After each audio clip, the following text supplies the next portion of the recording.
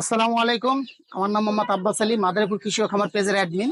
আমার বাড়ি হচ্ছে মাদারীপুর। আজকে আমি এই 15 দিন বয়সী মিশরি ফার্মি মুরগির বাচ্চা নিয়ে আসছি শরীয়তপুর সদরে। এখানে হচ্ছে মনোহর মোড়। এখানে এই বাচ্চাগুলো অর্ডার করছে কাঞ্চন ভাই নামে একজন যুব উদ্যোক্তা।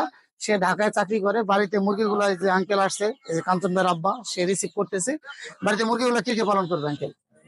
আমি আর আমার কুমার বউ। আচ্ছা, এই দুজনে পালবেন। আচ্ছা আঙ্কুল ভাই, আমরা বলে দিব যে কিভাবে কি তার হোয়াটসঅ্যাপে দিয়ে দিব। আর আপনি এগুলো যে পালবেন, আজকে তো প্রথম দিনই আপনি গ্লুকোজের পানি আর লাইট সিপিটটা চালাবেন আর খাবারটা দিবেন। আর যে নিয়মগুলো আস্তে আস্তে হবে, এটা পুরো লিস্ট আমরা কাঞ্চন ভাইয়ের দিয়ে রাখছি।